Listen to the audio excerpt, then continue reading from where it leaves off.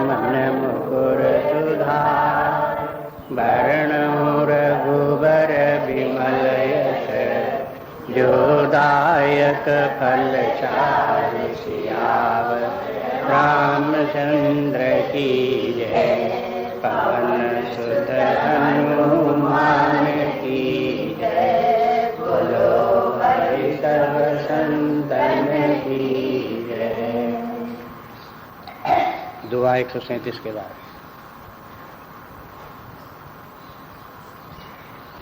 जब हरि माया दूर निवारी, नहीं तहाँ रमान राजकुमारी। तब मुनियत सभी ते हरि चरणा, गहे पाहि प्रणतारति हरणा। वृषाहो मम शाप कृपाला, मम इच्छा कह दीन दयाला। मैं दुर्वचन कहे बहु तेरे, कहा मुनि पाप मिटहि किमि मेरे। जपउ जाई शंकर सतनामा, होई हृदय तुरत विश्रामा। को नहीं शिव समान प्रिय मोरे, अस पर तीति तजहु जन भोरे। यही पर कृपा न करहि पुरारी, सो न पाव मुनि भगति हमारी। असुर धर महि बिचरहु जाई, अब न तुम्हि माया नियराई। बहुविध मुनि प्रबोधि प्रभु, तब भय अंतर्धान।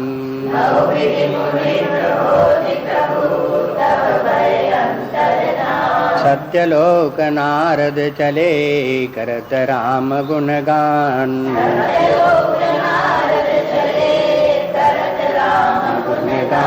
सियावर रामचंद्र की जय। पवन सुत हनुमान की जय। बोलो भाई सब संतन की जय।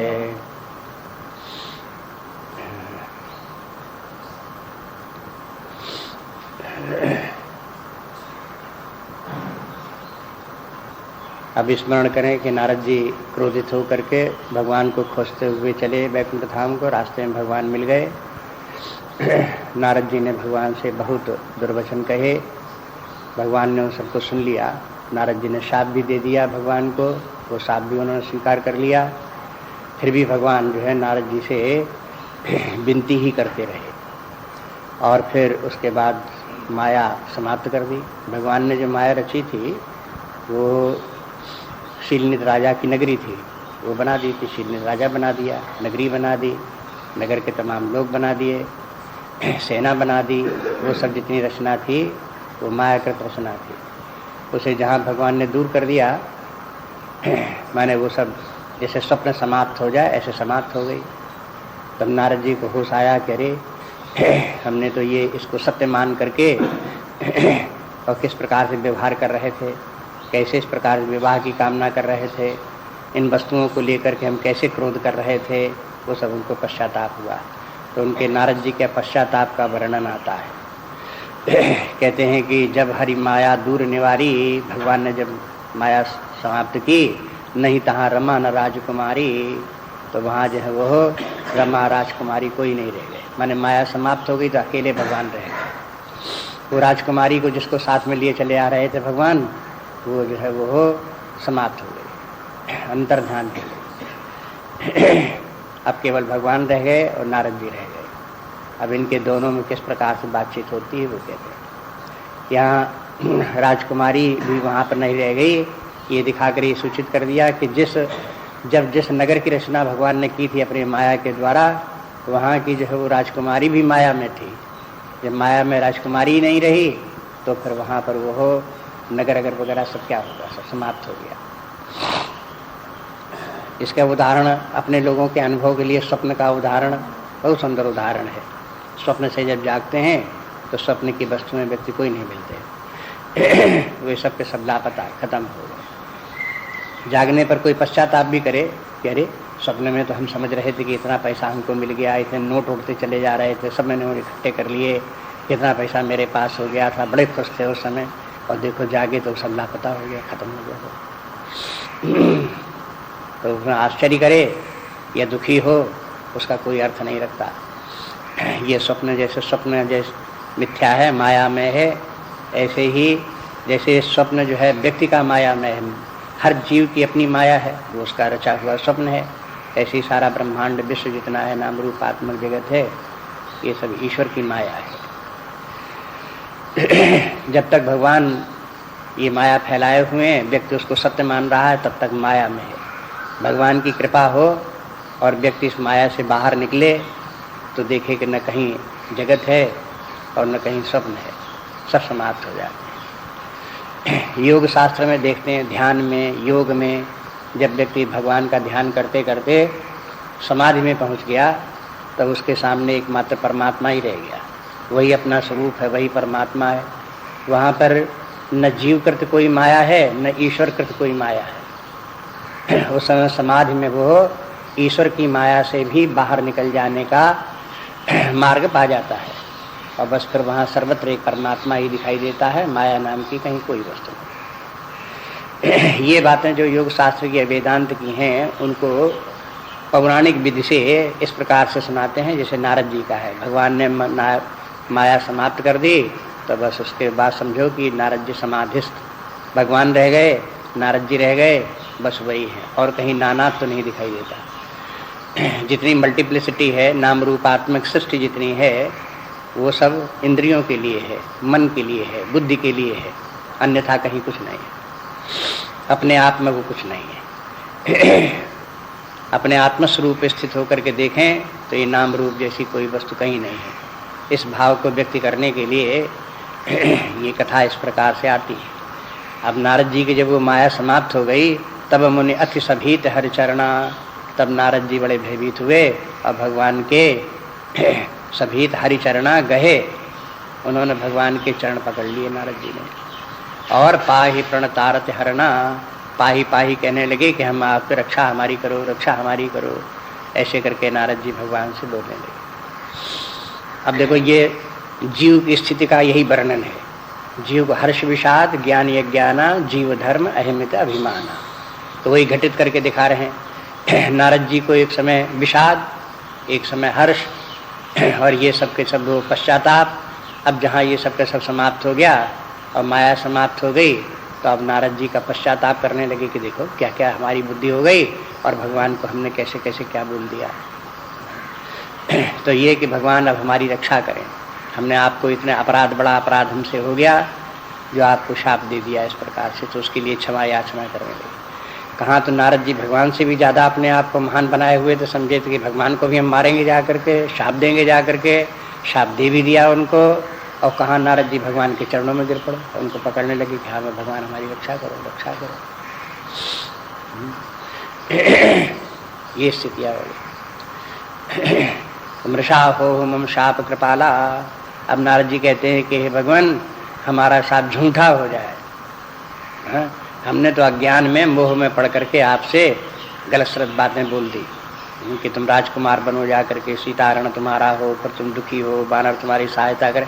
ये सब बातें जो हमने बोल दी, शाप, ये सब झूठे हो जाए, माने ऐसा न हो, समाप्त हो जाए, हमारा दिया हुआ शाप वापस हो जाए। जैसे लोग व्यवहार में नहीं बोलते, किसी मुंह से कुछ गलत सलत निकल गया, sorry I withdraw my words, तो ऐसे नारद जी ने कहा आई विड्रॉ माई वर्ड्स, हम अपने जो है, हमने जो इस प्रकार से आपको शाप दे दिया वो हम नहीं देना चाहते। तो भगवान कहते ना ना, ये इंडियन फिलॉसफी में और भारतीय संस्कृति में ये विड्रॉ वर्ड्स नहीं होता है। ये तो कहते हैं कि ये मम इच्छा कहा दीन दयाला, भगवान कह ले कि तो जो हो गया सो हो गया, जो मुंह से शब्द निकल गए सो निकल गए, अब विड्रॉ करने के माने क्या है? वो तो सुनने वाले ने सुनी ले, आपने क्या बोले, आप चाहे जितना विड्रॉ करते रहो वो मिट नहीं सकते। क्षमा मांगने को भले कोई क्षमा मांग ले, लेकिन जो बात उसने कह दी एक बार वो तो कही दी, क्षमा ही भर तो मांग सकता है बस, लेकिन क्षमा मांगने से कहीं वो बात अनकही थोड़े हो जाएगी, जो कही सो कही। ये इस तरह से हो गया। ये है तो गहे पाही, ये कहे मम इच्छा कहा दीन दयाला। भगवान कहने लगे कि देखो जो तुमने शाप दे दिया वो हमारी इच्छा से दे दिया। नारद जी जो कुछ हम करते हैं सो, जो कुछ करते हो तुम, वो सब हमारी इच्छा से होता है। तुमने ये कहाँ से समझ लिया कि शाप मैंने दे दिया? देखो सब बातें समाप्त हो गई, माया भी निवृत्त हो गई, तब भी इतनी बात रह गई कि तुमने नारद तुमने शाप नहीं दिया, वो तो मेरी माया का खेल था, उसके कारण से तुम्हारे मुंह से इस प्रकार से निकल गया, तुमने शाप दे दिया। जो तुमने शाप दे दिया वो बिल्कुल ठीक है, ऐसा ही होगा भी। ये भी मान लो भगवान ने कहा कि नारद जी अगर तुमने शाप दिया और वो झूठा हो जाए तो संसार क्या कहेगा कि देखो भगवान का भक्त, इतना ऋषि, इतना ज्ञानी, इतना श्रेष्ठ तपस्वी व्यक्ति वो भी शाप दे और झूठा हो जाए, तो फिर और दूसरे लोग क्या कहेंगे? तुम्हारे जैसे भक्त का तो शाप सत्य होना ही चाहिए। झूठा होने के माने है जो विधान जो है वो हो, विधि का विधान या हमारा विधान, उस विधान में ही बाधा आती है, इसलिए उस विधान को चलते रहने दो। विधान अपने स्थान में रहे और सब संसार जो है अपने हिसाब से कार्य कर रहा है वो अपने स्थान पर है, विधान को मत बदलो। इसलिए जो है वो हो भगवान ने शाप अंगीकार कर लिया। पहली कह दिया शाप शीस धर हर्ष ही है, प्रभु कहे विनती कीन। भगवान ने नारद जी का शाप सिरोधारी कर लिया, मैंने स्वीकार कर लिया। तभी कह दिया था नारद जी तुमने जो शाप दे रहे हो ऐसा ही होगा, मुझे स्वीकार है। अब देखो शाप में वैसे संसारी व्यक्ति होते हैं, तो अब देखो आगे चल करके हरिगण को जो शाप दिया था वो कैसे व्याकुल होते हैं, और भगवान को जो शाप दिया गया तो भगवान क्या करते हैं? शाप दे दिया, बहुत अच्छी बात, कुछ अर्थ नहीं, माने शाप से डरते नहीं, भगवान को शाप से कोई डर नहीं। क्योंकि भगवान वो कला जानते हैं, वो विधान उनके पास है कि ये सब करते हुए वे शाप की घटनाएं घटित हों तो भी उनका प्रभाव भगवान के अपने वास्तविक स्वरूप पर कोई नहीं पड़ता। जो व्यक्ति अपने आत्मभाव में, परमात्मा भाव में स्थित है, ज्ञान में स्थित है, उसके लिए जीवन में कोई भी घटनाएं घटें, भली घटें बुरी घटें, दूसरे लोग कहें कि देखो ये बड़े पाप इसके घिरे हुए हैं, बहुत दुखी है, बहुत परेशान है, लेकिन ज्ञानी व्यक्ति उससे कोई परेशान नहीं होता। दूसरे लोगों को भले उसकी कठिनाइयों को देख करके परेशानी अनुभव करते रहें, ज्ञानी व्यक्ति बहुत प्रसन्न हो तो भी उसकी प्रसन्नता का भी उसको कोई अर्थ नहीं। वो सब जो है वो हो, दूसरे लोग समझें कि ये तो बड़ा प्रसन्न है, देखो इसको ये वस्तु मिल गई, बड़ा प्रसन्न है, लेकिन वो कोई प्रसन्न कुछ नहीं। ज्ञानी व्यक्ति न दुखी होता है न प्रसन्न होता है, हर्ष विषाद उसे कुछ नहीं होता। इसलिए भगवान भी को हर्ष विषाद कुछ नहीं, जीव धर्म थोड़ा उनके साथ में। हर्ष विषाद जब उनको है नहीं, तब उनको ये है शाप जो नारद ने दिया उसको स्वीकार कर लेने में क्या है? अरे बस उतना नाटक ही तो करना होगा, तो भगवान को तो नाटक करना ही करना है, लीला करनी ही करनी है उनको। एक व्यक्ति जीवन में नाटककार जैसे होते हैं, एक्टर्स होते हैं, वो नाटक करते हैं, और दूसरे व्यक्ति जीवन में नाटक नहीं करते, उसको रियल समझते हैं, अपने जीवन में वही घटनाएं घटती हैं। तो जो घटनाएं व्यक्ति के जीवन में सामान्य रूप से घटती हैं उनको तो लोग समझते हैं रियल घटनाएं हैं। अब जब वही उसमें देखो, टीवी पे देखो, सिनेमा घर में जा करके देखो, और वहाँ पर देखो कि एक्टर लोग जो एक्टिंग कर रहे हैं, तो वहाँ पर वो जो है एक्टिंग समझते हैं सब लोग की तो एक्टिंग है, लोगों ने इस प्रकार से करके दिखा दी है, इस प्रकार से इनके साथ घटा थोड़े, इस प्रकार से हुआ थोड़ा। ये एक्टिंग में कहीं लड़ाई हो और लड़ाई में कहीं फायरिंग हो और तमाम लोग मारे जाएं एक्टिंग में, पिक्चर में, तो क्या समझ में आएगा? इतने लोग मर गए, अखबार में निकलेगा दूसरे दिन इतने लोग मर गए हैं? और उसके कारण से हाय हाय करेंगे, अरे कहेंगे वो तो एक्टिंग थी, पिक्चर में इस प्रकार से था, वो कोई रियल बात थोड़ी थी। लेकिन अगर जो प्रैक्टिकल लाइफ में जिसे कहते हैं उसमें लोग बाग इसी प्रकार से घटना घट जाती है तो वो यथार्थ मानते हैं। तो इसीलिए शंकराचार्य जी ने जो 3 स्तर रखे विचार के, एक प्रातिभाषिक सत्य, दूसरा व्यावहारिक सत्य, तीसरा पारमार्थिक सत्य। उससे बात बहुत स्पष्ट होती है। वो प्रातिभाषिक सत्य जैसे एक्टर लोग एक्टिंग करते हैं, प्रातिभाषिक सत्य है। या जैसे मृगमरीचा का इत्यादि हैं, रस्सी में सर्प इत्यादि हैं, ये प्रातिभाषिक सत्य हैं। आकाश का तलमलिनता है, आकाश नीला दिखाई देता है, गोल दिखाई देता है, ये प्रातिभाषिक सत्य है। माने दिखाई देने मात्र के लिए सत्य है, लेकिन वहाँ सत्य है कुछ नहीं, ये प्रातिभाषिक सत्य है। व्यवहारिक सत्य, जिस सत्य को हम व्यवहार में सत्य मानते हैं, कहते हैं कि देखो मृगमरीचिका तो सत्य नहीं है, लेकिन जो हमारे गांव के पास तालाब है उसमें पानी भरा है, कितने लोग उसमें लड़के डूब के मर चुके हैं, वो कोई मृगमरीचिका थोड़ा है, वो तो सत्य है। तो मृगमरीचिका में और गांव के पास वाले तालाब में क्या अंतर है? एक प्रातिभाषिक सत्य है, दूसरा व्यावहारिक सत्य है। लेकिन व्यवहारिक सत्य हम लोगों के लिए सत्य है, लेकिन परमात्मा के लिए वो भी प्रातिभाषिक सत्य है। ईश्वर के लिए वो उतना ही मिथ्या है जितना हमारे लिए प्रातिभाषिक सत्य मिथ्या है। जो व्यक्ति ज्ञानी है, आत्मज्ञान में है, परमात्मा ज्ञान में स्थित है, परमात्मा भाव को प्राप्त हो गया, उसके लिए व्यवहारिक सत्य भी वैसे ही मिथ्या है जैसे कि प्रातिभाषिक सत्य। पारमार्थिक सत्य वो अल्टीमेट ट्रुथ है, वो तो सत्य सदा ही है, वो तो तीनों काल में सत्य है, भूत भविष्य वर्तमान सदा ही। एक परमात्मा ही सत्य है और वो अपनी सत्ता से सदा विद्यमान, एक समान विद्यमान है, उसका कभी न परिवर्तन हो, न विकार हो, न कभी अंत हो। वो परमात्मा सदा एक समान है, वो पारमार्थिक सत्य है।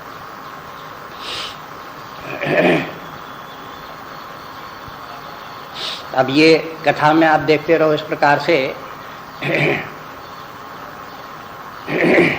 अब नारद जी जो है वो भगवान को शाप दिए, नारद जी को पश्चाताप, शाप देने वाले को ही पश्चाताप हो रहा है, और जिसको कि शाप दिया गया भगवान को, उसका उनके ऊपर कोई असर नहीं।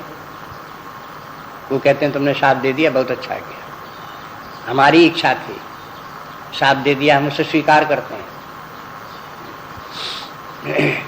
जो भगवान जिस प्रकार का व्यवहार आचरण करते हैं वो एक आदर्श है। किनके लिए? कि व्यक्तियों को चाहिए वो भी ज्ञान प्राप्त करके उसी आइडियल को प्राप्त करने की कोशिश करें। जैसे भगवान जिस प्रकार से अगर कोई शाप भी दे दे, जैसे भगवान को नारद जी ने दे दिया, तो भी उससे वो प्रभावित न हो। शाप दे दिया, अच्छा शाप को होने दो, चलने दो, जो होगा सो होगा, शाप अपनी कोई हानि नहीं उससे, शाप से। ये स्थिति प्राप्त करे भगवान की तरह से। इसलिए हम लोगों को मालूम होना चाहिए कि हमारा लक्ष्य क्या है। हम लोगों का अध्यात्म के अनुसार साधना करते हुए अंततः हमारी क्या स्थिति होनी चाहिए कि हम भगवान की तरह उस स्थिति को प्राप्त कर लें कि बाई काल, व्यवहार काल में होने वाली अनुकूल प्रतिकूल घटनाएं, उनको हम उस प्रकार से सत्य न माने और उनको लेकर के उस प्रकार से व्याकुल न हो जैसे कि अज्ञानी लोग होते हैं। जैसे भगवान के लिए ये सब घटनाएं नाटक हैं, उसी प्रकार से हमारे लिए भी ये सब की सब घटनाएं नाटक जैसी लगें, और हम भी उसमें एक एक्टर हैं, नाटक कर रहे हैं, उसमें एक्टिंग हो रही है, और एक्टिंग करने वाला अपनी इच्छा से एक्टिंग करता है, स्वेच्छा से। ऐसे ही सामने हम जो कुछ यहाँ कर रहे हैं अपनी इच्छा से एक्टिंग कर रहे हैं, और जो कुछ इसमें लाभ हानि जीवन मरण होता है ये कोई फैक्चुअल नहीं है। ये तो सब इसी प्रकार से दिखावटी है। अपने आप को इस प्रकार से रखे तो बुद्धि परम शांति की अवस्था को प्राप्त कर ले, बिल्कुल शांत चित्त बना रहे। जब चित्त शांत बना रहे, परमात्मा भाव में स्थिर बना रहे, तो फिर वो परमानंद है, जीवन मुक्त है, और परमानंद की स्थिति भी वही है। इस तरह से धीरे धीरे करके इस स्थिति को प्राप्त करने के लिए प्रयास करना चाहिए। चाहे भगवान की उपासना के द्वारा प्राप्त हो, चाहे ज्ञान और विचार के द्वारा प्राप्त हो, लेकिन इस स्थिति तक ऊपर उठ करके रहने का अभ्यास करना चाहिए।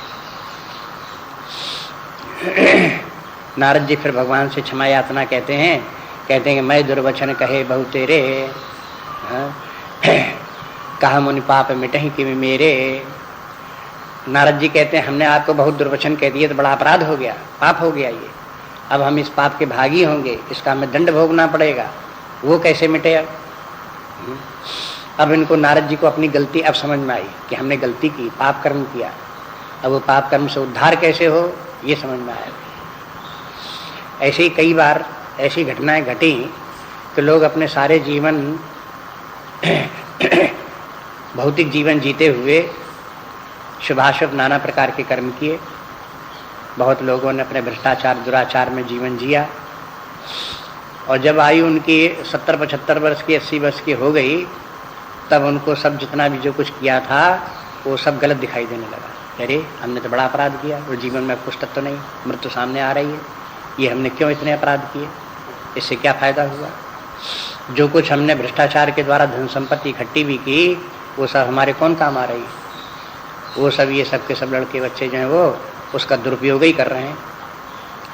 कोई मदिरापान कर रहा है, कोई भ्रष्टाचार में प्रवृत्त है, दुराचार में प्रवृत्त है, कोई कहना नहीं मानता, स्वेच्छाचारी हैं, अपने ही विनाश कर रहे हैं।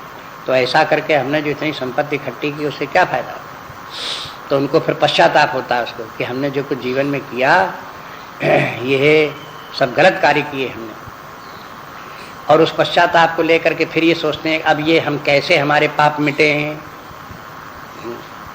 तब पाप मिटने की बात भी सोचने लगते हैं उस समय वृद्धावस्था में लोग। तब पाप मिटने के लिए फिर साधना, आध्यात्मिक साधना करते हैं, कहीं कुछ करते हैं।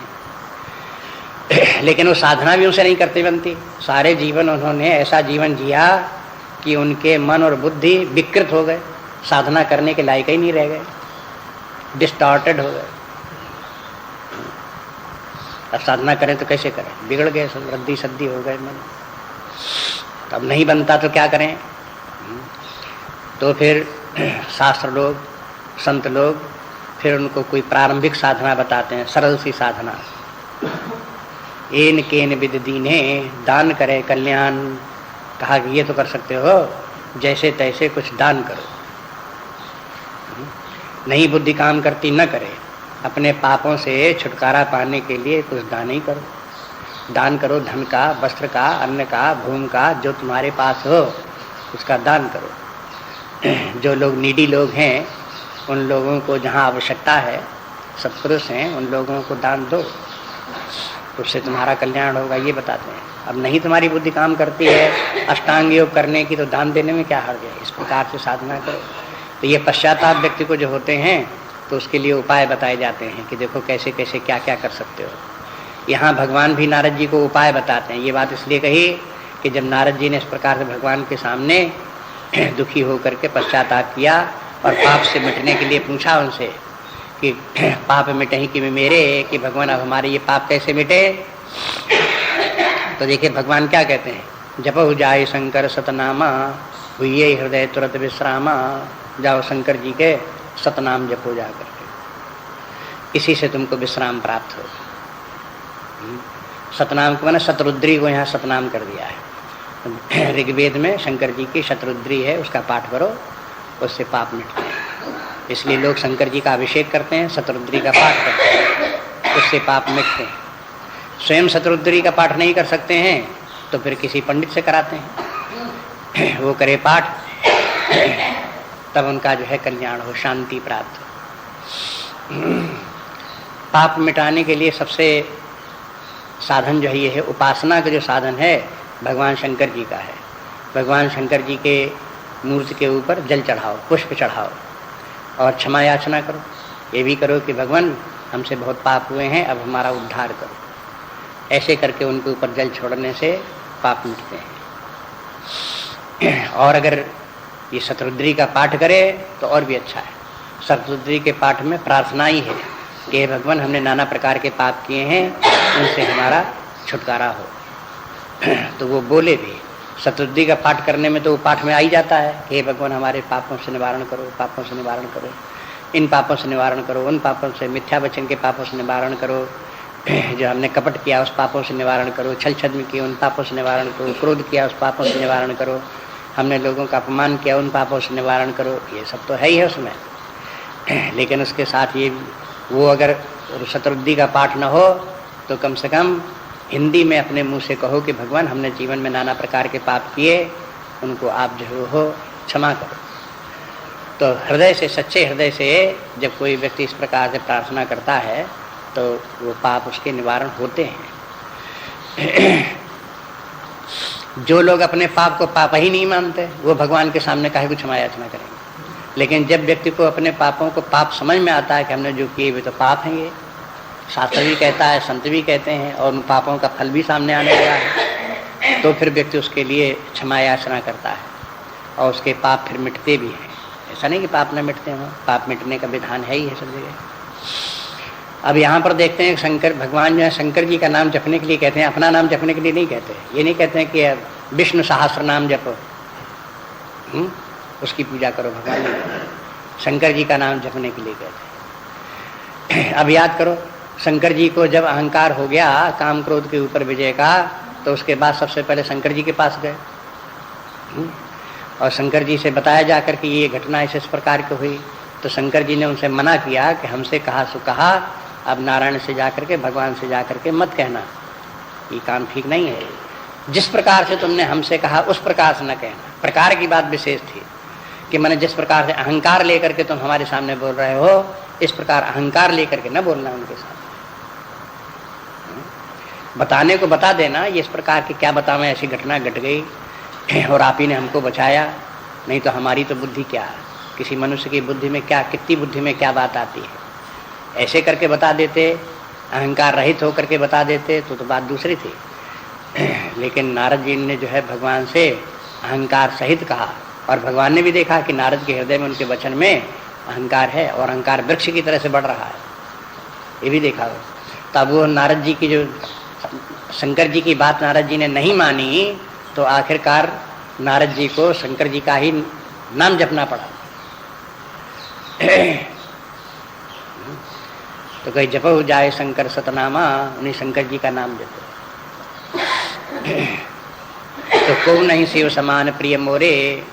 अब इस प्रसंग में भगवान शंकर जी और भगवान नारायण परब्रह्म परमात्मा, ये दोनों जो हैं किस प्रकार से एक दूसरे के पूरक हैं, ये तुलसीदास जी रामचरितमानस में आद्योपांत सर्वत्र कहते रहते हैं।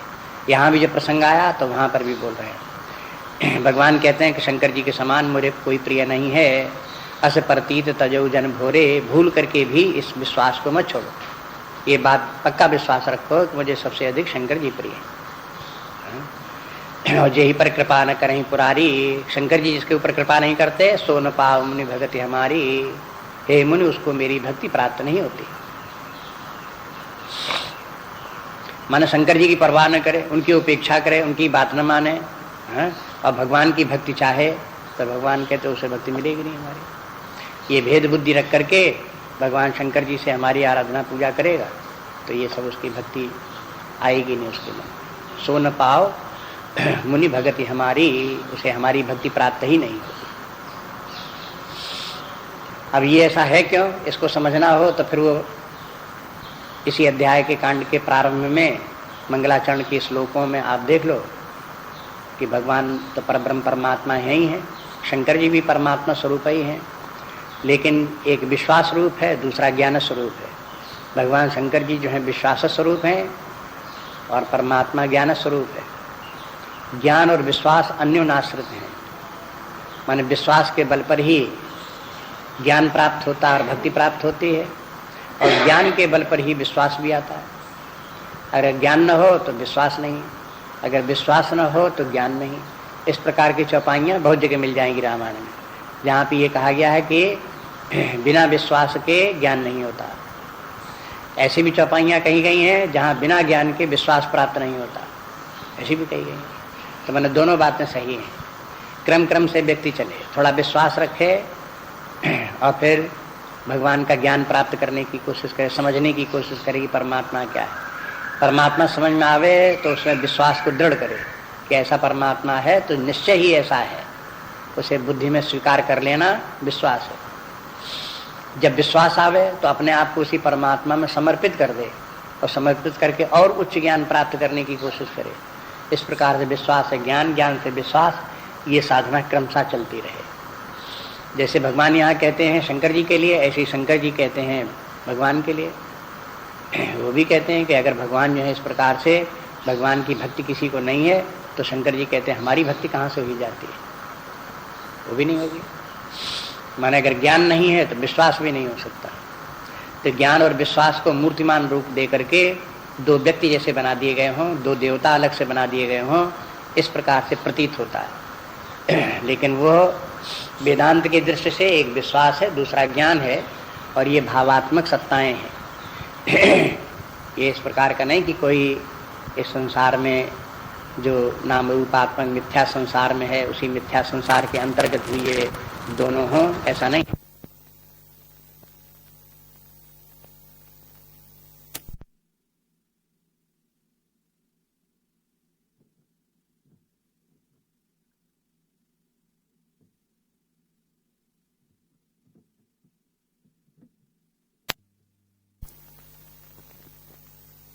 भगवान के शंकर जी का भजन करो और हमारी भक्ति प्राप्त करो और फिर निश्चिंत होकर के पृथ्वी पर तुम चाहे जहाँ जाओ, कहीं भी विचरण करो।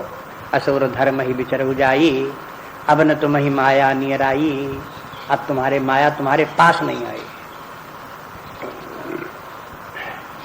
माया, अब इससे ये भी एक अर्थ निकल सकता है, यदि व्यक्ति को परमात्मा में विश्वास हो, परमात्मा का ज्ञान हो, तो उसके पास माया नहीं आती। जब तक अज्ञान है तभी तक माया में व्यक्ति पड़ जाता है।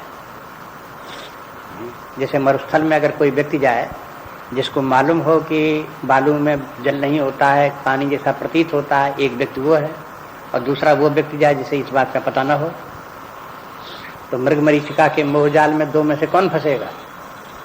जिसे पता नहीं कि मृगमरीचिका है वो समझेगा सत्य, वही उसके पीछे दौड़ेगा, फिर परेशान होगा, दुखी होगा। और जिसे ये मालूम है कि ये तो मृगमरीचिका है, और बालू गर्मी के दिनों में ये बालू जैसे हमारी पैरों के नीचे बालू है, वैसे ये सामने भी बालू है, वही उसी में पानी दिख रहा है, पानी नहीं।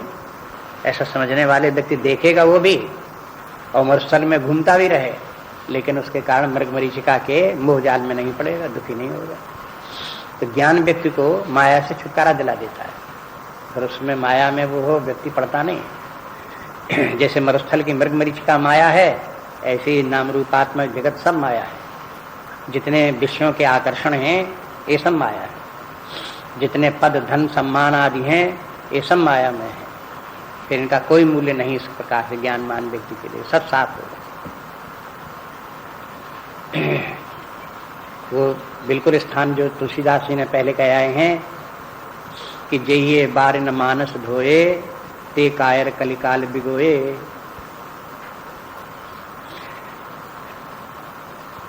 ऐसे लोग जो हैं जिन्होंने कि इस मानस में अपना मुख नहीं धोया, स्नान नहीं किया, अपने चित्त को साफ नहीं किया, उनको अज्ञान बना रहेगा, भ्रम में पड़े रहेंगे।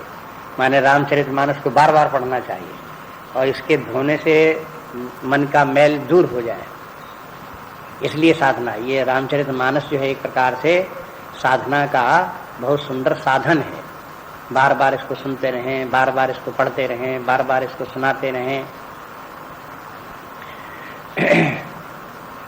त्रिषित निरख रविकर भवबारी, फिरी हैं मृगजम जीव दुखारी। जिन लोग ये नहीं करेंगे, इस अध्यात्म विद्या को नहीं सीखेंगे, रामचरितमानस नहीं पढ़ेंगे, त्रषित निरख, वो प्यासे और देख करके भवबारी, इस संसार को मृगमरीचिका जैसे इस जगत को देख करके इसमें भटकते रहेंगे। फिर यही मृगजम, जैसे पशु भटकता है ऐसे भटकते रहेंगे और दुखारी और दुखी होते रहेंगे। तो ये सारा जगत जितना जो है ये भव बारी माने ये संसार जो है ये है मृगमरीचिका के समान है, साफ साफ बात।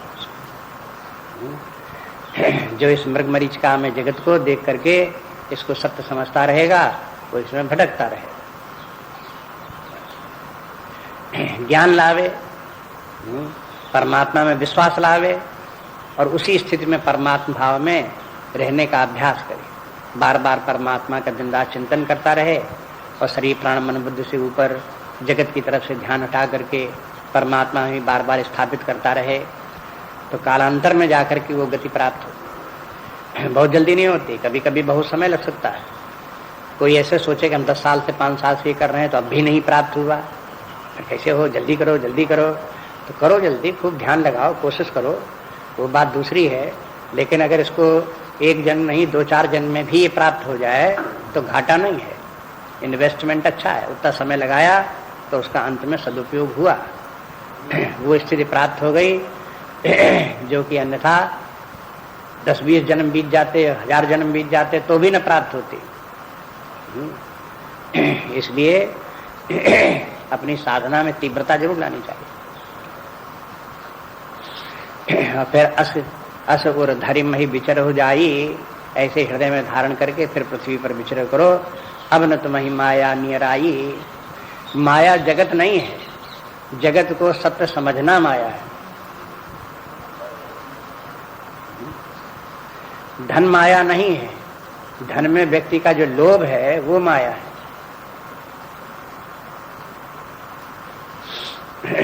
जब तक अपने आंतरिक परिवर्तन नहीं होता, काम क्रोध लोभ मोह मन से निवारण नहीं होते, तब तक तो उसको बंधन बना ही रहेगा। माया जाल में वो पड़ा ही हुआ है। माया जो कार्य करती है वो भीतर भीतर कार्य करती है, व्यक्ति के अंदर मानसिक विकार उत्पन्न करके वही माया जाल फैलाती है। प्रारंभ में जो लोग बात थोड़ा समझ में भी आता है तो वो समझते हैं कि जो माया क्या है, किसी कोई धन कहते हैं, किसी वो व्यक्ति का अरे साहब क्या कहने हैं, उसके पास तो बड़ी माया है। तो वहाँ माया के माने धन, उसके पास बहुत धन इकट्ठा हो गया तो कोई बड़ी माया उसके पास तो धन को ही माया बोलते हैं। कोई स्त्री को ही माया कहते हैं, कहते देखो अब भी उनके पीछे माया लगी हुई है कि मन स्त्री उनके पीछे अब भी लगी हुई है, तो अब भी नहीं छोड़ते उनको। स्त्री को माया समझता है, कोई धन को माया समझता है, कोई यश कीर्ति की और पद इत्यादि के लिए उसी को माया समझता है। लेकिन ये सब माया क्या है, ये सब इनमें जो आसक्ति व्यक्ति की है उनको सत्य समझना, सुखदायी समझना, उनके ऊपर निर्भर रहना, ये जो मानसिक स्थिति है यही माया है। माया से छूट गए तो विरक्त हो गए। तो वैराग्य भी अपनी आंतरिक दशा वैराग्य है। इस प्रकार से जो है ये है अपने अंतरतम में सब शास्त्र के तात्पर्य को भीतर समझने की कोशिश करें। जैसे जैसे बुद्धि सूक्ष्म हो वैसे वैसे समझ में आवे। ये चौपाई के साथ में यही भाव है। अगर किसी व्यक्ति को इस जगत के धन में, संपत्ति में, परिवार में, पद में, इनमें कहीं कोई आसक्ति नहीं है, मन बिल्कुल निर्मल हो गया, सदा परमात्मा भाव में स्थित है, तो इस पृथ्वी पर कहीं भी जाए, कहीं भी बैठे, कहीं भी रहे, हाँ, उसको कहीं माया में नहीं आए। जगत में क्या माया। तो बहुविध मुनि प्रबोधे प्रभु तब भय अंतर्धान। इस प्रकार से भगवान उनको समझा बुझा करके नारद जी को अंतर्धान हो गए। भगवान की शिक्षा नारद जी को हो गई। अब नारद जी अकेले रह गए। अब नारद जी क्या करें, तो अब वैकुंठ धाम जा रहे थे, वहां से लौटे आए। अब रास्ता से दूसरी तरफ रास्ता पकड़ा उन्होंने। बाईं तरफ जो रास्ता जाता था उस रास्ते से चले गए। वो रास्ता कहाँ जाता था, ब्रह्मलोक को। नारद जी का अपना जो है वो हेडक्वार्टर ब्रह्मलोक है। वहीं से आते जाते हैं, जब कहीं लौट करके जाएंगे तो अपने ब्रह्मलोक चले जाते हैं। उसी के लिए यहाँ सत्यलोक कहा। सत्यलोक नारद चले करत राम गुणगान। भगवान के गुण गाते रहते हैं, बिना बजाते रहते हैं, भगवान का नाम लेते रहते हैं। वही लेते हुए उसी प्रकार से नारद जी अपने ब्रह्मलोक को चले गए। अब चले गए, चलने लगे, लेकिन अब रास्ते में हरगन मिल जाते हैं। वो लोग जिनको विशाप दे दिया था, अब वो भी कहीं छिपे छिपे देख रहे थे कि नारद जी भागे जा रहे हैं, उधर भगवान मिल गए हैं, उनसे बात हो रही है। नारद जी बड़े उछल रहे हैं, भगवान को शाप दे रहे हैं, क्रोध कर रहे हैं, कूद कूद पड़ रहे हैं। भगवान चुपचाप जो है सुन रहे हैं, दूर से देख रहे थे सब लोग। और फिर जब देखा कि भगवान ने कोई शाप दे चुके, उसके बाद माया हट गई, अकेले भगवान रह गए। रमा राजकुमारी कोई नहीं रह गई, अकेले भगवान रह गए। उसके बाद नारद जी बहुत दुखी भी हुए। नारद जी ने भगवान के चरण भी पकड़ लिए। ये हरगणों ने सब देखा, हाँ, दूर से देखते रहे, उनके पास नहीं आए। अब समझ गए कि अब नारद जी की बुद्धि ठिकाने आ गई। हरगणों ने सोचा कि अब जो भगवान के चरण पकड़ लिए, इसके माने है ये है कि अब इनका जो है वो गलती जिनसे हो गई थी, अब तक जो ये बानर बने घूम रहे थे, राजकुमारी से विवाह करने की इच्छा कर रहे थे, वो सब इनकी बात खत्म हो गई। अब नारद जी शुद्ध अपने नारदी भाव में आ गए हैं। बस ऐसे समझ करके अब हरगण क्या करते हैं देखो, हरगण मुनि जात पथ देखी, विगत मोह मन हर्ष विषेखी, अत सभीत नारद पहि आए, गही पद आरत बचन सुनाए, हरगण हमन प्रिय मुनि राया, विप्र मुनि राया, बड़े अपराध कीन फल पाया, शाप अनुग्रह करहु कृपाला, बोले नारद दीन दयाला, निश्चर जाय हो तुम दो, वैभव विपुल तेज बल हो, भुज बल विश्वज तप तुम जहिया, धरी हैं विष्णु मनुज तनु तैया, समर मरण हरि हाथ तुम्हारा, हुई है मुकुट नपुन संसारा, चले जुगल मुनि पद सिर नाई, भय निशाचर काल ही पाई, एक कल्प यही हेतु प्रभु लीन मनुजय अवतार, सुर रंजन सज्जन सुखद हरिभंजन भुवि भार, सियावर रामचंद्र की जय, पवन सुत हनुमान की जय, बोलो भाई सब संतन की जय। हरिगण मुनि ही जात पथ देखी। अब हरिगणों ने देखा कि नारद जी जो है वो चल दिए जा रहे हैं सत्यलोक की तरफ, रास्ते में जा रहे हैं। जब वहां से चल दिए नारद जी उधर की तरफ, तब और देखा नारद जी कैसे दिखाई दिए, विगत मोह मन हर्ष विषेखी, नारद जी का मोह दूर हो गया है और मन में विशेष हर्ष है। नारद जी को अंत में हर्ष भी हुआ इस बात को, और विशेष हर्ष हुआ इस बात को। भगवान ने कह दिया कि नारद अब तुमको ये मोह माया कुछ नहीं लगेगी, अब तुम बिल्कुल मुक्त हो, इस माया से तुम्हारा छुटकारा हो गया। तो इस बात को प्रसन्नता भी नारद को थी कि देखो ये अभी तक हम मोह में पड़ जाते थे बार बार, अब भगवान ने इस प्रकार का वरदान दे दिया है कि तुम माया में नहीं पड़ोगे, तो अब हम माया से छुटकारा हमारा हो गया। इस बात की उन्हें बड़ी प्रसन्नता थी, मोह दूर हो गया। अब ये हरिगण तब आते हैं नारद जी के पास जब नारद जी को मोह मुक्त पाते हैं और इस प्रकार से प्रसन्न पाते हैं। अब प्रसन्न अवस्था में जब कोई व्यक्ति जाएगा तब उसके पास तो वो अपनी प्रसन्नता का उसके ऊपर भी असर दिखाई देगा। तो इन्होंने सोची अब नारद जी प्रसन्न हैं, हो सकता है कि हमारे अपराध को अब क्षमा कर दें, प्रसन्नता है। उस समय जब इन्होंने शाप दिया था तब तो कुपित थे, क्रोध था, तो क्रोध में शाप दे दिया। अब प्रसन्न है तब शाप का निवारण कर सकते हैं, इस आशा से उनके पास गए।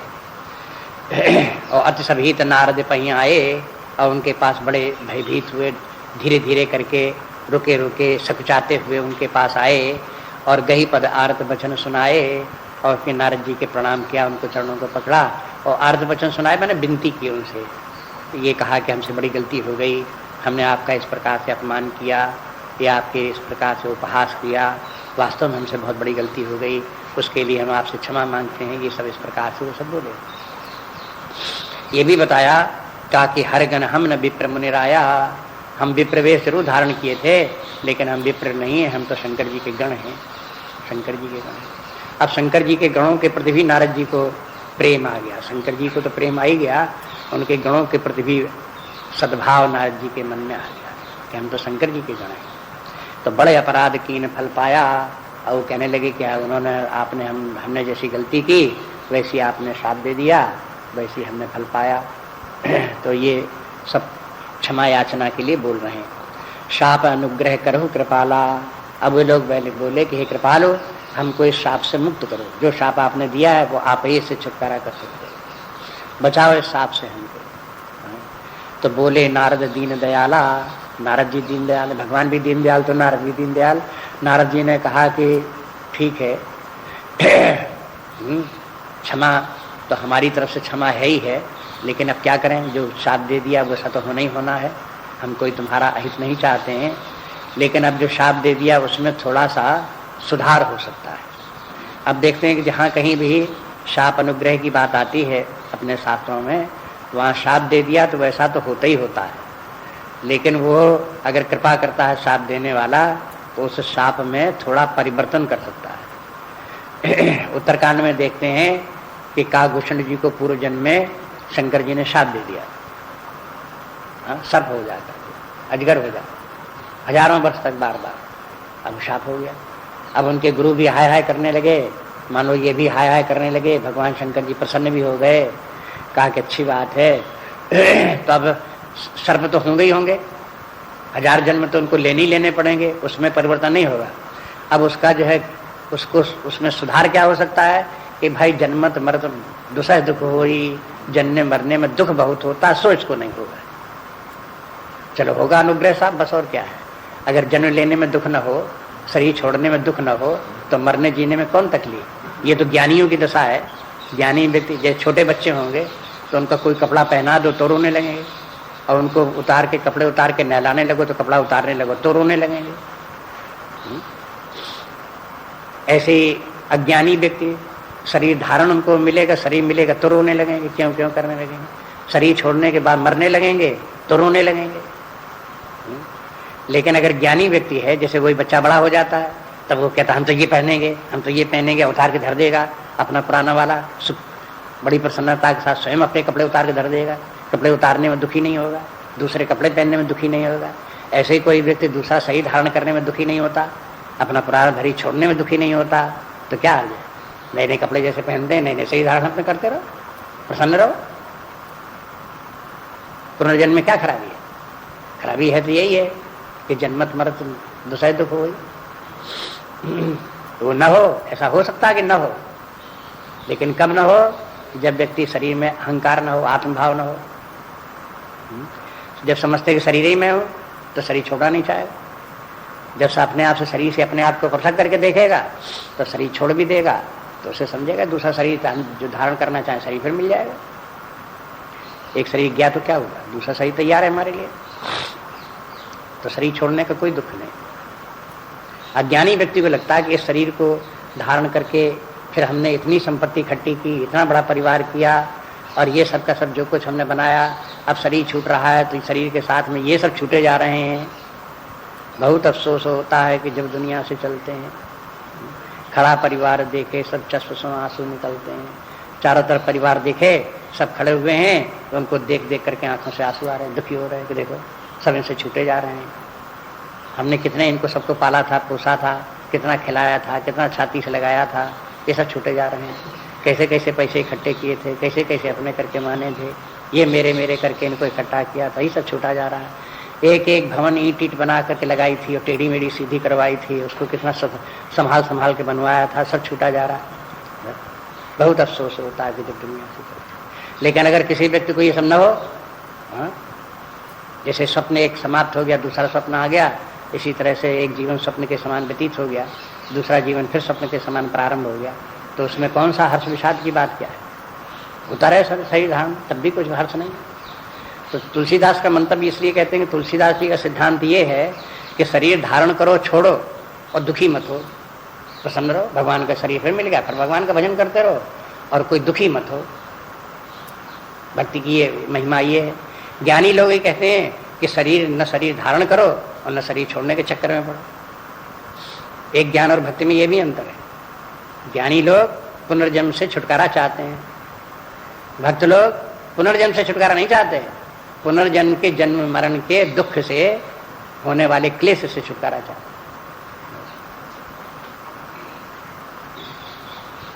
हैं। तो वो कहते हैं शाप अनुग्रह करहु कृपाला, बोले नारद दीन दयाला, के निश्चर जाय हो तुम दो। कहा कि भाई साथ दे दिया तुमने, साचर होना सो तो तुम होगे, जाओ तुमने साचर ही हो जा करके। लेकिन अब जो कुछ सुधार हम किए देते हैं अपने शाप में, वो ये है कि वैभव भूल तेज बल हो, तुमको खूब वैभव प्राप्त होगा, खूब तेजस्वी होगे, बड़े शक्तिशाली तुम हो जाओगे, सारे विश्व के ऊपर तुम विजय कर लोगे, सब जगह तुम्हारा राज्य हो जाएगा, खूब सोना धन संपत्ति परिवार खूब भारी तुम्हें प्राप्त हो जाएगा।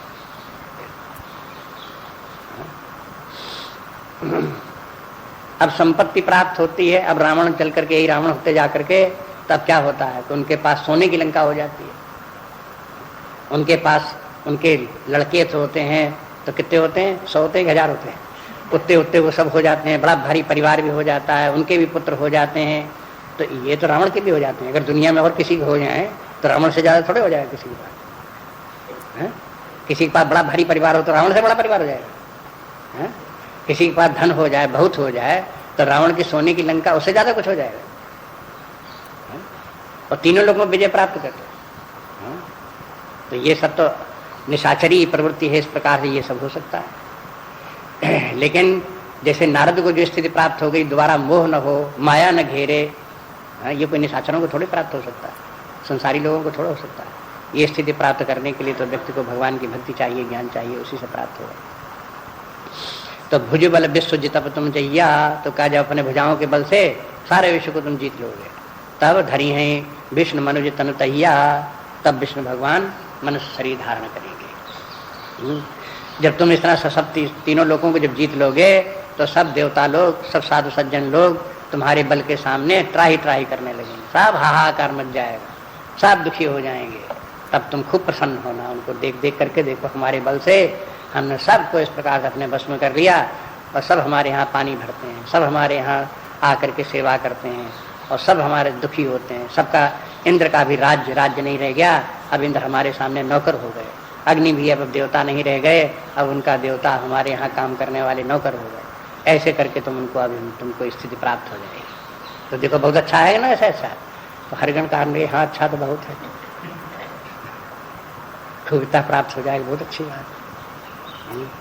लेकिन कहा कि तुम्हारा फिर उससे उद्धार होगा, उसके बाद भगवान आएंगे तो तुम अपने हाथों से तुमको मारेंगे, तब तुम मुक्त होगे। तो समर मरण हरि हाथ तुम्हारा, तो भगवान भी के हाथों से तुम मारे जाओगे, और भगवान ही जब तुमको मारेंगे तब क्या होगा, तुम्हारा भी पुनर्जन्म फिर नहीं होगा, मुक्त हो जाओगे। हुई हो मुकुट न पुनि संसारा, फिर मुक्त हो जाओगे, फिर संसार में तुम नहीं पड़ोगे, संसार जाल से तुम्हारा छुटकारा हो जाएगा। अब देखो जो शाप था इन लोगों के लिए, वो शाप अनुग्रह बन गया। वैसे तो हरिगणों का संसार मिटा नहीं था, शंकर जी के भक्त जरूर थे, लेकिन संसार का चक्र उनके साथ भी था। इसी कारण तो नारद जी को आकर के वो हंसने लगे नारद जी के ऊपर। अगर उनको संसार जाल उनके साथ में न होता तो ये नारद जी के ऊपर हंसते थोड़े। लेकिन अब नारद जी का शाप अनुग्रह क्या बन गया, ये जरूर है। उस शाप का थोड़ा ये भी एक प्रकार का ऑपरेशन हुआ। अब इनको ये निशाचर बने, और निशाचर बनने के बाद में फिर इतना सबका सब शक्ति वैभव हुआ, और उसके बाद में भगवान के हाथों जब मरते हैं तभी मुक्त भी हो जाते हैं। तो वैसे नारद जी के शाप के अनुसार तो निशाचर, लेकिन वरदान के अनुसार मुक्ति, अंत में उससे मुक्ति हो गई। तो अब शाप में क्या रह गया है? अब वो शाप जो था, शाप का एक प्रकार से निवारण हो गया अभी शाप, और बल्कि वो शाप भी उत्तम फलदायी बन गया है? इसलिए अब उसे शाप नहीं कहना चाहिए। इसलिए कहते हुई हो मुकुट न पुनि संसारा, तो हरिगण भी प्रसन्न हो गए। उन्होंने कहा चलो अब जिसके लिए हम भगवान शंकर जी की आराधना कर रहे थे, उनके गण थे, बहुत दिनों से हमें मुक्ति नहीं मिली थी, अब वो इस प्रकार से मिल जाएगी। तो चलो ये भी एक शरीर धारण कर लो, ब्राह्मण कुंभकर्ण भी बन लो, और उसके बाद में फिर जो है भगवान के हाथों में शरीर मर जाए तो छूट जाएंगे, तो उसके बाद मुक्त भी हो जाएंगे। चलो इतना और कर लेते हैं। तो चले जुगल मुनि पद सिरनाई, दोनों ने फिर कहा उनसे, नारद जी से, कि आपने बड़ी कृपा हमारे ऊपर की, बड़ा अनुग्रह है, हम मुक्त हो जाएंगे। ऐसा समझ करके उनको धन्यवाद देते हुए, प्रशंसा करते हुए नारद जी की, और उनको प्रणाम करते हुए हरिगण चले। और फिर समय आकर के कहे, भय निशाचर काले पाई। मैंने तुरंत थोड़ी निशाचर हो गए कि वहीं के वहीं तुरंत निशाचर हो जाते, ऐसे नहीं होता। निशाचर होते हैं तो काले ही पाई के मैंने कुछ समय के बाद, अपने अपने समय के हिसाब से, जब स्थितियां सब काल चक्र के हिसाब से गठित होती हैं, घटनाएं घटती हैं, तब होता है। आगे कथा आएगी मनु शतरूपा की, वहां पर भी भगवान उनको वरदान देते थे कि तुम्हारे यहाँ हम आकर के पुत्र रूप अवतार लेंगे। तब भी कह देते हैं कि अभी तो तुम जाओ स्वर्गलोक में वास करो, फिर जब समय आएगा तब तुम दशरथ बनोगे, कौशल्या बनोगे, तब तुम्हारे यहाँ अवतार नहीं। अब ऐसे थोड़े कि तुमने जही वरदान मांगा तो हम बस पुत्र बन जाए, तुम चल दे लेते हमको, ऐसा नहीं होता। तो ये वरदान शाप जो होते हैं वो भी अपने समय पर घटित होते हैं। कहने का तात्पर्य है कि बहुत लोग ये समझते हैं कि जैसे शाप दे दिया तुरंत हो जाए उसी प्रकार से, वरदान दे दिया तुरंत हो जाए उसी प्रकार से। कोई व्यक्ति बहुत दुखी है और किसी ने कहा अच्छा जाओ तुम्हारा दुख दूर हो जाए, तुम भगवान का इतना भजन करते हो, इतनी सेवा करते हो, तो तुम्हारा दुख दूर हो जाएगा। तो इसके माने ये थोड़ा उसी समय प्रसन्न हो गया, दुख दूर हो गया। अरे धीरे धीरे करके सबसाइड होना, जैसे आंधी जैसे जाती है, निकल जाती है, उसके बाद शांति आती है, ऐसे समय लगेगा। तो ये आंधी तूफान जब पास हो जाएगा तो उसके बाद में फिर शांति आ जाएगी, दुख दूर हो जाएंगे तुम्हारे तब तक प्रतीक्षा करो। एक कल्प हेतु प्रभु लीन मनुज अवतार। तो इस प्रकार से शंकर जी कथा सुना रहे हैं कि देखो एक कल्प में भगवान ने मनुष्य का शरीर इस कारण से लिया, उसका हेतु ये हुआ, माने नारद जी का शाप वो हेतु बना, और नारद जी के शाप के उनके भगवान के अवतार लेने का भी हेतु बना, और दूसरी तरफ ये भी रावण कुंभकर्ण के भी तैयार होने का हेतु बन गए। नारद जी का शाप जो है उनको दूसरी तरह, तो ये भी हो गए। तो नारद जी ने शाप भगवान को भी दिया और इनको हरिगणों को भी दिया। एक तरफ रावण कुंभकर्ण तैयार, दूसरी तरफ भगवान का अवतार हो गया वो तैयार, फिर दोनों में विरोध होता है और फिर उसके बाद में फिर वो रावण कुंभकर्ण मारे जाते हैं। ये सब लीलाएं सब होती है। लेकिन क्यों रावण कुंभकर्ण पैदा हुए, क्यों भगवान ने शरीर धारण किया, अगर ये पूछते हैं तो दो प्रकार के हेतु जैसे पहले बताए थे।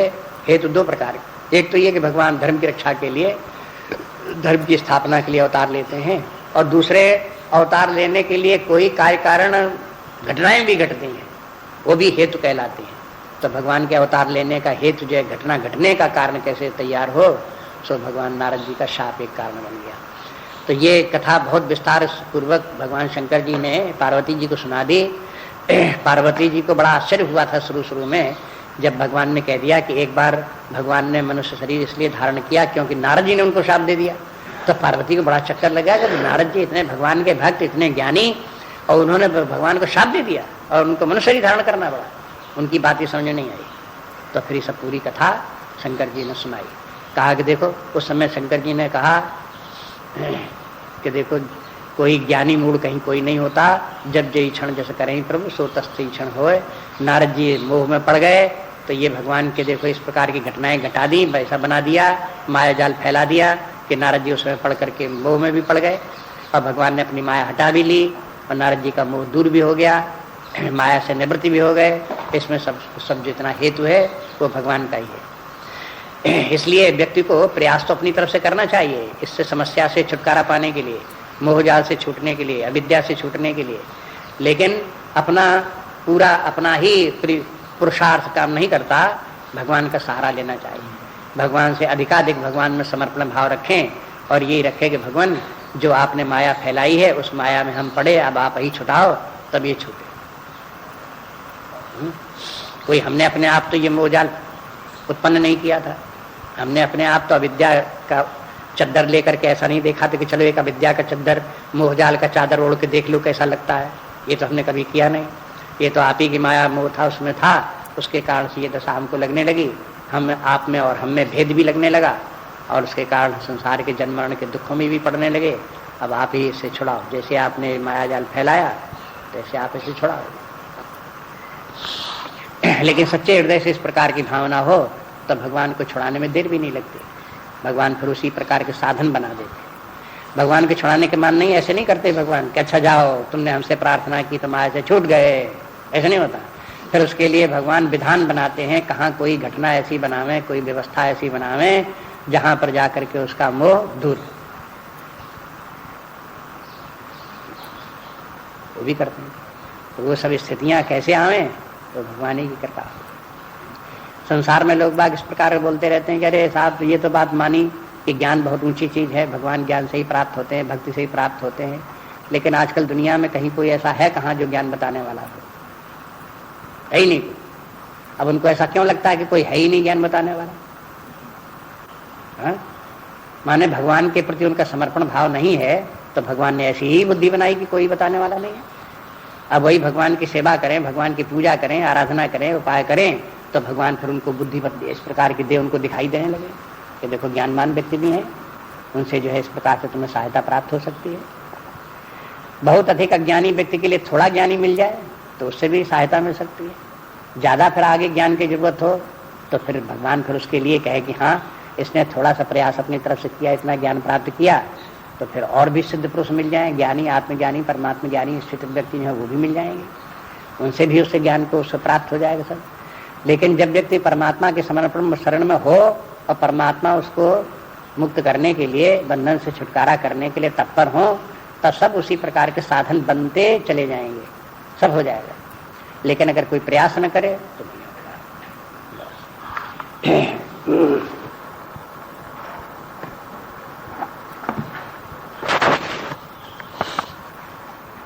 नान्या स्पृहा रघुपते हृदय सुमदीये, सत्यं वदामि च भवान् अखिलान्तरात्मा, भक्तिं प्रयच्छ रघुपुङ्गव निर्भरां मे, कामादिदोषरहितं कुरु मानसञ्च। श्रीराम जय राम जय जय राम।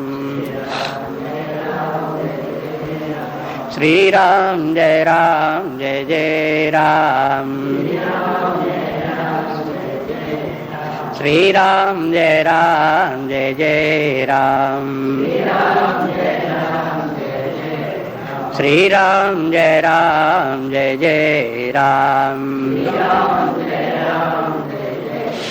श्री राम जय जय राम, श्री राम जय जय राम, श्री राम।